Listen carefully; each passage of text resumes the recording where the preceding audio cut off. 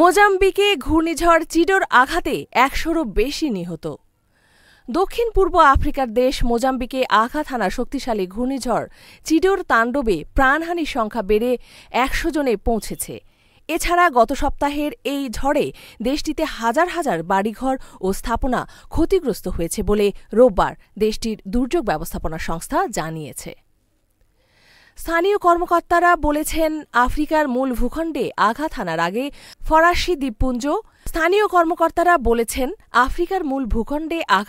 আগে ফরাসি দ্বীপপুঞ্জ মায়োতে আঘাত হানে ঘূর্ণিঝড় চিডু। সেখানে ৩৫ জনের বেশি মানুষ নিহত ও আরও অনেকে আহত হয়েছেন। মায়োতে আঘাত হানার পর এ ঝড় মোজাম্বিকে তাণ্ডব চালায়।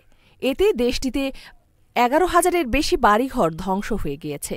দেশটির দুর্যোগ ব্যবস্থাপনা সংস্থা বলেছে, সাগর থেকে ঝড়টি মোজাম্বিকে উঠে আসার পর দেশের উত্তরাঞ্চলের কাবো ডেলগাডো প্রদেশের ঘণ্টায় প্রায় ২৬০ কিলোমিটার গতিবেগের বাতাস নিয়ে তাণ্ডব চালায়। এই ঝড়ের ফলে ওই অঞ্চলে একদিনে ২৫০ মিলিমিটার ১০ ইঞ্চি বৃষ্টিপাতের রেকর্ড হয়েছে। উত্তর মোজাম্বিকের ওই অঞ্চলটিতে নিয়মিত গ্রীষ্মমণ্ডলীয় ঝড় আঘাত হানে। ঝড়ের তাণ্ডবে মোজাম্বিকে ৫ লাখ থেকে ৬,২০,০০০-এর বেশি মানুষ ক্ষতিগ্রস্ত হয়েছে। বিশেষজ্ঞরা বলছেন, মানবসৃষ্ট জলবায়ু সংকটের কারণে মোজাম্বিকে ঘূর্ণিঝড় চিডোর প্রভাব তীব্র হয়েছে।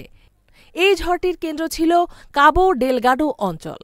জাতিসংঘের শিশু বিষয়ক সংস্থা ইউনিসেফের তোলা ছবিতে দেখা যায়, ঝড়ে বিধ্বস্ত মোজাম্বিকের মেকুফি জেলার একটি মসজিদের ছাদ উড়ে গিয়েছে।